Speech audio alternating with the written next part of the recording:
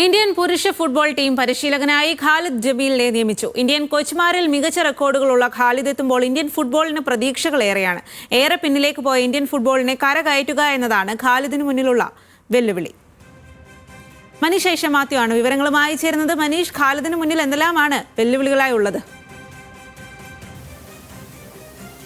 സ്വാതി, 170 പേരുടെ അപേക്ഷയിൽ നിന്നാണ് 3-അംഗ ചുരുക്കപ്പട്ടിക IM വിജയൻ നേതൃത്വം നൽകുന്ന ടെക്നിക്കൽ കമ്മിറ്റി തയ്യാറാക്കിയത്. അവിടെ നിന്നാണ് ഖാലിദ് ജമീലിൻ്റെ പേര് AIFF-ന് ഈ ടെക്നിക്കൽ കമ്മിറ്റി നിർദ്ദേശിക്കുന്നത്. അങ്ങനെയാണ് ഇന്ത്യയുടെ പുതിയ പരിശീലകനായി, ഇന്ത്യൻ പുരുഷ ടീമിൻ്റെ പുതിയ ഫുട്ബോൾ പരിശീലകനായി ഈ ഖാലിദ് ജമീൽ ഇപ്പോൾ നിലവിൽ ചുമതല ഏറ്റിട്ടുള്ളത്. ഖാലിദ് ജമീലിനെ സംബന്ധിച്ചിടത്തോളം നിലവിൽ ഇന്ത്യയിലുള്ള ഇന്ത്യൻ കോച്ചുമാരിൽ ഏറ്റവും പ്രഗത്ഭനായിട്ടുള്ള ഒരു കോച്ച് തന്നെയാണ്. അതിൽ ഏറ്റവും മികച്ച ഉദാഹരണം എന്ന് പറയാൻ ഏറ്റവും ഒടുവിൽ നടന്ന ISL സൂപ്പർ കപ്പുകൾ ഈ ജംഷഡ്പൂർ FC-യെ സെമി ഫൈനലിൽ എത്തിച്ച പരിശീലനം എന്നത് തന്നെയാണ് ഈ ജമീലിൻ്റെ ഏറ്റവും വലിയ യോഗ്യത എന്ന് തന്നെ പറയുന്നത്. മാത്രമല്ല, നിലവിൽ ഏറ്റവും മികച്ച റെക്കോർഡുകൾ ഒരു ഇന്ത്യൻ പരിശീലകൻ ഉണ്ടെങ്കിൽ അത് ജമീലിന് തന്നെയാണ്. പക്ഷേ അപ്പോഴും ഇന്ത്യയുടെ നിലവിലത്തെ സ്ഥിതികൾ അനുസരിച്ച് ഇന്ത്യൻ ഫുട്ബോളിനെ കരകയറ്റുന്നതിന് ജമീലിന് മുന്നിൽ വലിയ വെല്ലുവിളികളുണ്ട് എന്നുള്ളതാണ് യാഥാർത്ഥ്യം. നിലവിൽ ഇപ്പോൾ ഫിഫ റാങ്കിങ്ങിൽ 133-ാം സ്ഥാനത്താണ് ഇന്ത്യ ഉള്ളത്.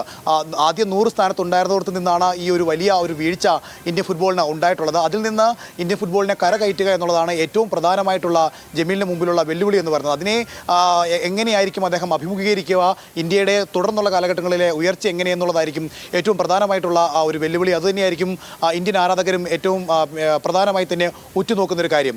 ഇതിൽ ഏറ്റവും പ്രധാനമായിട്ടുള്ള മറ്റൊരു കാര്യം എന്ന് പറയുന്നത്, ജമീലിനെ സംബന്ധിച്ചിടത്തോളം ഇന്ത്യയിൽ തന്നെ വളർന്ന, അല്ലെങ്കിൽ ഇന്ത്യക്ക് വേണ്ടി 1998 മുതൽ 2006 വരെ ഇന്ത്യയുടെ ഒരു മധ്യനിര താരമായി കളിച്ചിട്ടുള്ള താരം തന്നെയാണ് ജമീൽ എന്നുള്ളതാണ്.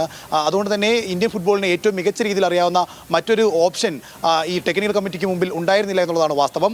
മാത്രമല്ല, ഊണിലും ഉറക്കത്തിലും എല്ലാം തന്നെ ഫുട്ബോൾ എന്ന് മാത്രം കരുതുന്ന ഒരു പരിശീലകൻ എന്നുള്ളത് തന്നെ ഇന്ത്യൻ ഫുട്ബോളിനെ സംബന്ധിച്ചിടത്തോളം ഒരു വളർച്ചയ്ക്ക് ഉപകാരപ്പെടും എന്നുള്ളതാണ് നോക്കിക്കാണാൻ കഴിയുന്നത്.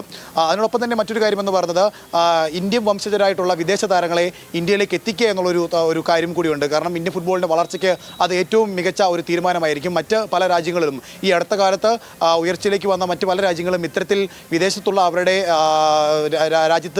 രാജ്യത്തിനുള്ള പഴയ താരങ്ങളെയൊക്കെ കൊണ്ടുവരുന്ന ഒരു സാഹചര്യമുണ്ട്. അത്തരത്തിൽ ഇന്ത്യൻ വംശജരായിട്ടുള്ള വിദേശത്തുള്ള താരങ്ങളെ ഇന്ത്യയിലേക്ക് കൊണ്ടുവരിക എന്നുള്ള ഒരു വലിയൊരു തീരുമാനം ഇന്ത്യൻ ഗവൺമെൻറ്റിൻ്റെ ഭാഗത്തുനിന്ന് ഉണ്ടാവുകയാണെങ്കിൽ അത് ജമീലിൻ്റെ യാത്രയിൽ വലിയൊരു പ്രചോദനമാകും. എന്തായാലും 133 എന്ന് പറയുന്ന ഫിഫ റാങ്കിങ്ങിൽ നിന്ന് ആദ്യം 100-ലേക്കും തുടർന്ന് ലോകകപ്പ് കളിക്കുന്ന തരത്തിലേക്കൊക്കെ എത്തിക്കുക എന്നുള്ളതാണ് ജമീലിന് മുമ്പിലുള്ള വെല്ലുവിളി. അത് അദ്ദേഹം ഏത് തരത്തിലേക്കായിരിക്കും പൂർത്തീകരിക്കുക എന്നുള്ളതാണ് കായിക ലോകം കാത്തിരിക്കുന്നത്. സ്വാതി.